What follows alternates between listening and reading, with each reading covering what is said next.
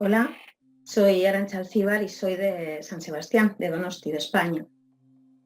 Vengo a contar lo que yo viví en dos ocasiones. La primera cuando tenía aproximadamente unos 5 años, no tengo mucho recuerdo de todo esto. Sí que era un día en el que habíamos ido de excursión, la familia, con muchos amigos, y bueno, pues entramos a bañarnos a un río en el que había una zona de pozos que nos estaba prohibido, y como todos los niños que les prohíben algo, pues allí que acabamos yendo a jugar. Acabé siendo arrastrada por la corriente y terminé en este pozo. Entonces, el recuerdo que yo tengo, el poco recuerdo que tengo de esto, es el sentir que me estaba desconectando. Y según me estaba desconectando, estaba a la vez escuchando lo que estaban diciendo fuera, y lo que estaban diciendo, lo que hablaban mis padres, que estaban mucho más allá, junto con los amigos. Lo que sentí fue una luz que me envolvía, una luz que me envolvía, y de ahí mi recuerdo fue ya despertarme cuando me habían llevado donde estaban todos los mayores, por decir así.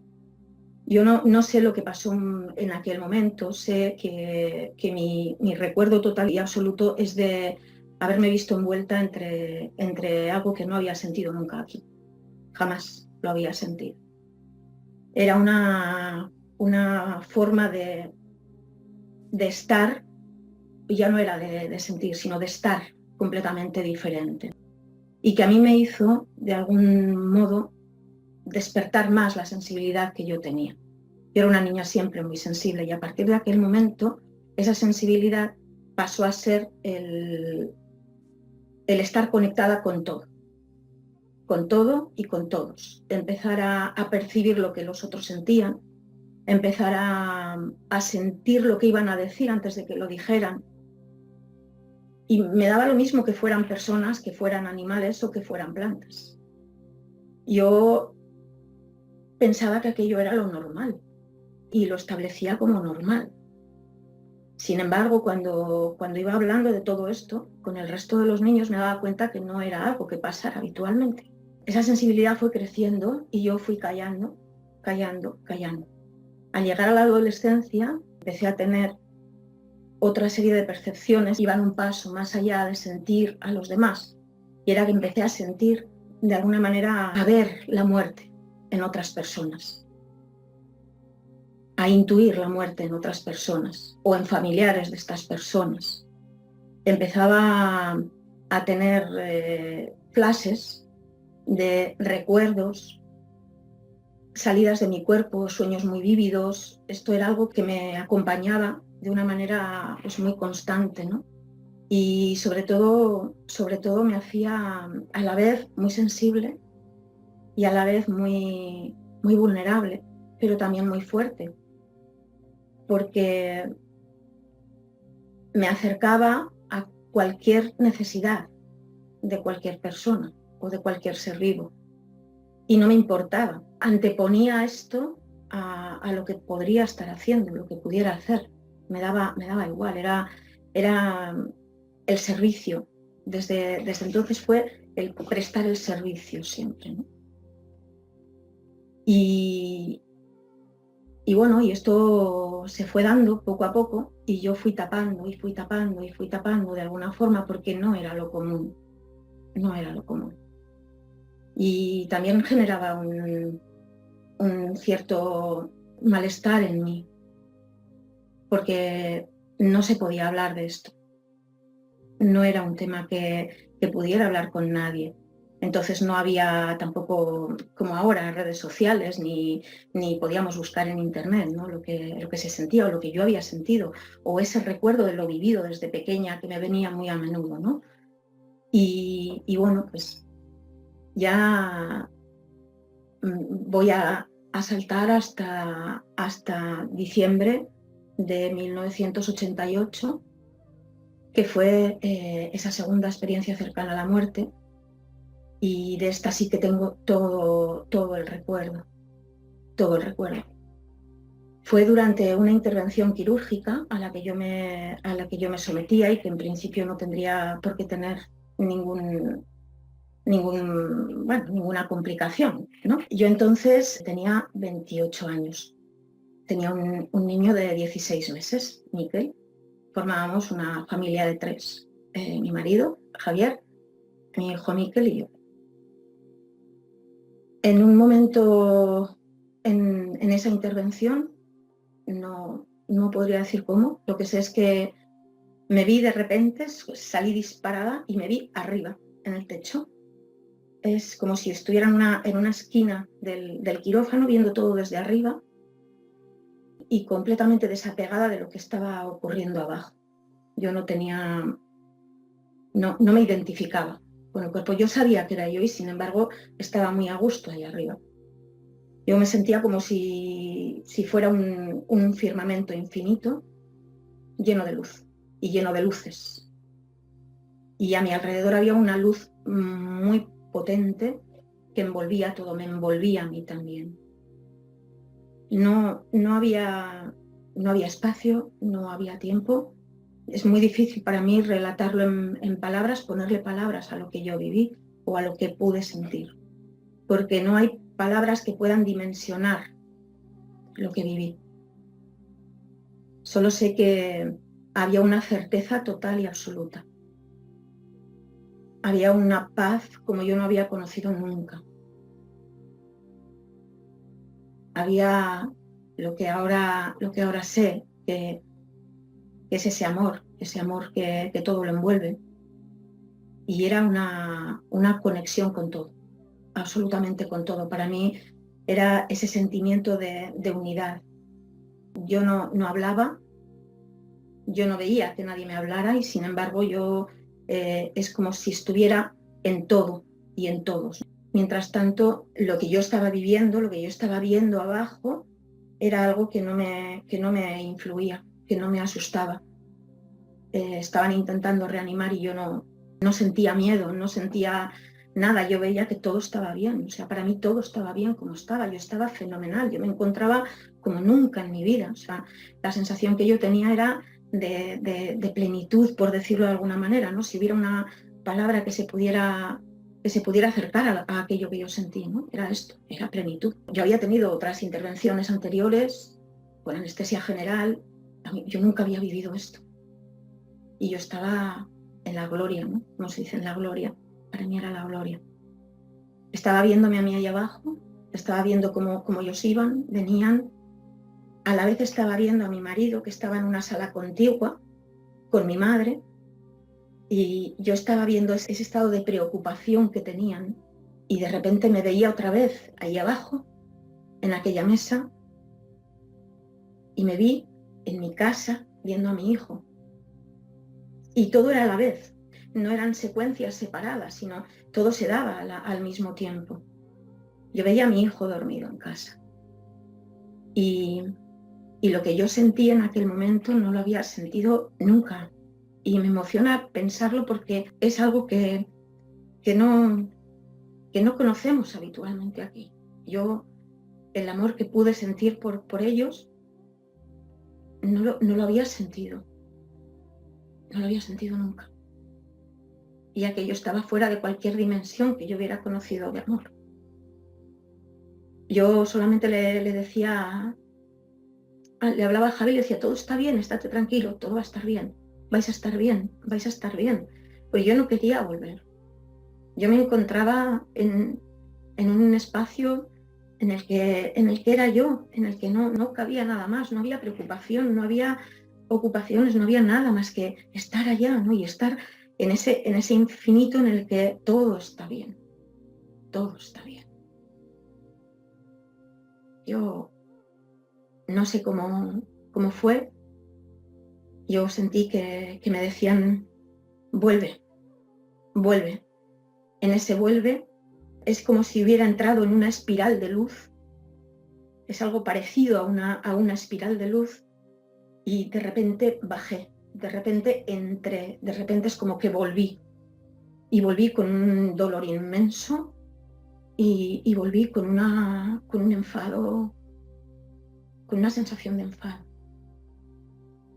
porque no quería volver. Yo estaba bien allí. Yo no quería volver. A pesar de que sabía que tenía aquí a todos los que me querían, ¿no? Y sobre todo tenía a mi hijo. Pero yo sabía que si no hubiera vuelto, ellos iban a estar bien. Porque todo estaba bien.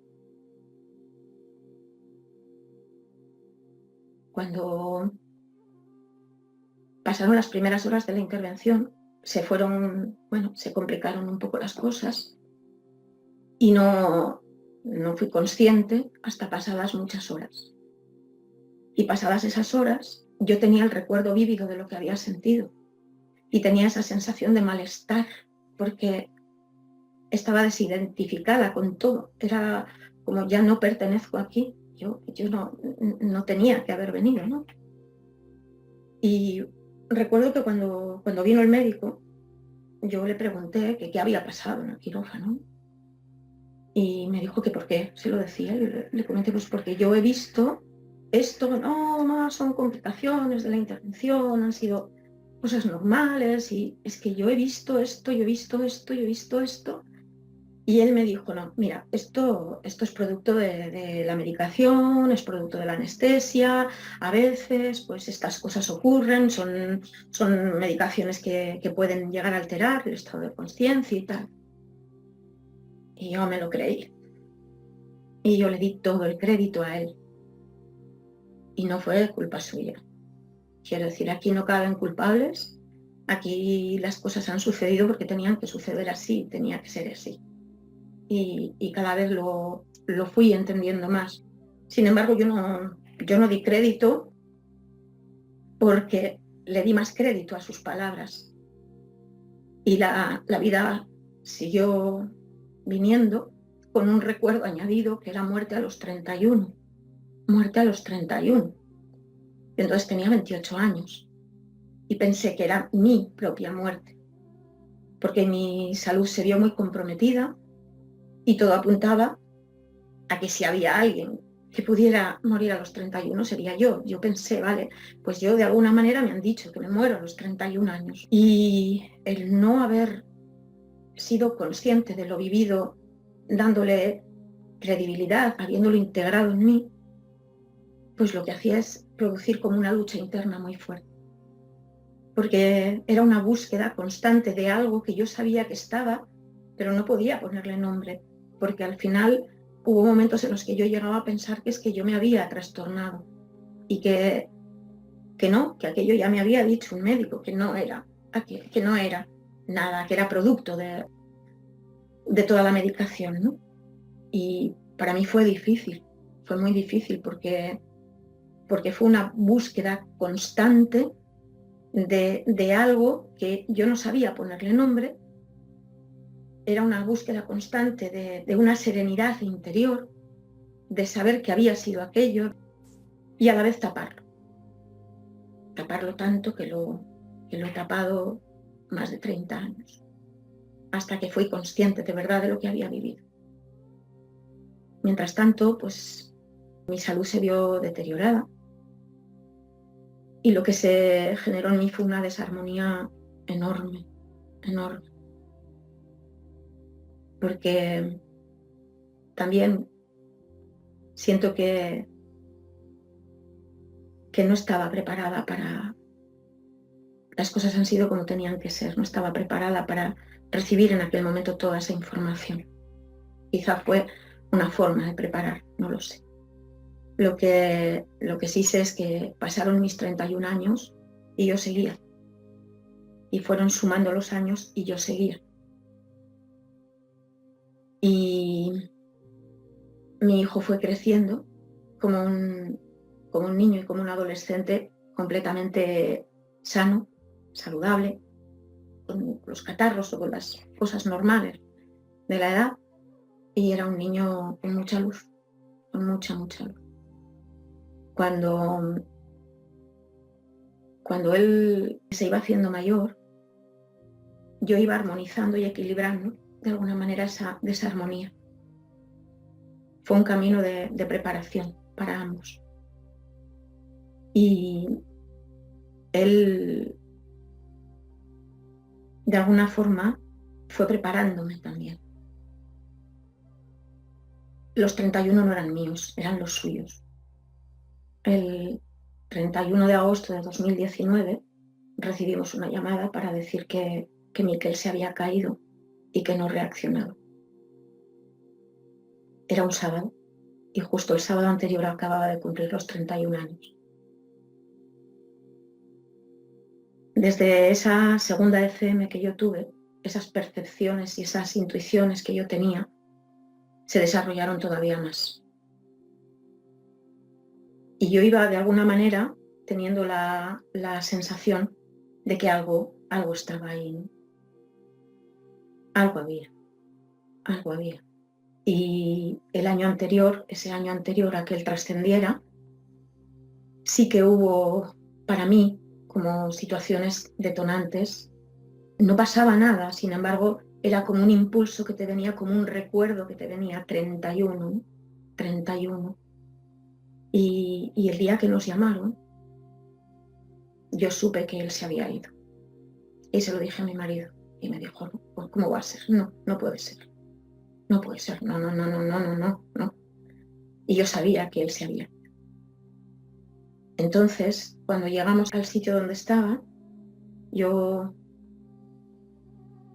de repente es como si se hubiera abierto esa puerta de lucidez y de certeza absoluta de aquello que yo había vivido era verdad. Cuando yo le vi en el suelo, yo sabía que él ya no estaba. Y lo único que podía hacer en aquel momento era recordar lo que yo había vivido.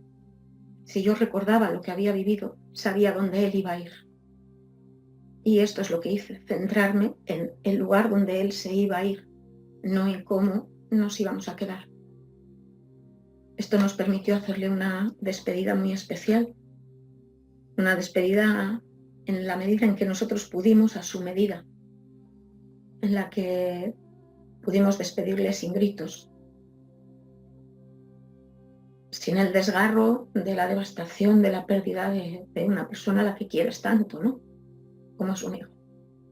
Y esto es lo que me ha consolado muchas veces. Porque para mí el vivir la experiencia, aquella experiencia cercana a la muerte, no me pone por encima de nadie.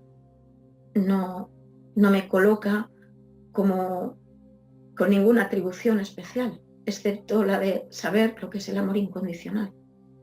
Y conocer ese amor incondicional para aplicarlo todos los días de una manera significativa, para hacer de mi vida una vida significativa, que es donde yo pongo la atención y la intención todos los días. Yo tengo la certeza de que la vida existe, sigue existiendo, de que esa energía permanece, que perdura, que se hacen sentir, que nosotros estamos arropados y estamos sostenidos por ese universo, por aquel firmamento de luces tan bonitas, ¿no?, que yo vi. Para mí, haber quizá despertado en aquel momento del todo hubiera supuesto vivir con una información que a lo mejor no me hubiera podido dejar hacer el camino que tenía que hacer, y por eso fue. Yo sé que ocurrió lo que tenía que ocurrir, que Miquel formaba parte del plan, que él ha cumplido su misión y él tenía que volver. Esto no quita ni un ápice de dolor al duelo. Da consuelo, da certeza y en muchos momentos te da esa seguridad de saber que él está y que él sigue y que está bien. Por supuesto que está bien, ¿no? Y esta es la historia de lo que ha sido una historia preciosa, porque al final el duelo no es más que dolor por amor, por ese amor infinito que está. Me gustaría decir que si hay algo que me quedó claro en el momento en el que ya se lo llevaron para hacer la autopsia, él murió de muerte súbita. Cuando se lo llevaron hubo un instante de una como de una lucidez extrema, en la que fue un mensaje muy claro, ¿no? Es hablar del amor incondicional, de cómo condicionamos el amor, cómo estamos condicionando el amor constantemente, cómo estamos atravesando la vida de la mano de la necesidad de controlar y sobre todo acompañados del miedo, ¿no? Del miedo, el miedo mayor que podamos tener, que es el miedo a morir. Yo perdí el miedo a morir, lo perdí completamente cuando Miquel trascendió. Y creo que aprender de la muerte y aprender que la muerte no es más que la muerte física, al final lo que nos hace es enseñarnos a vivir y permitirnos vivir una vida en plenitud. El ser conscientes de que tenemos un regalo que es esta vida y que es una oportunidad para mostrar lo que verdaderamente somos y que hemos olvidado que somos. Que venimos olvidando quiénes verdaderamente somos, ¿no? Y que este es el ejercicio y es la misión principal que podamos tener en la vida, que es recordar quiénes somos y recordar que detrás de todo está el amor. Así que esto es. Muchísimas gracias. Gracias de todo corazón. Gracias.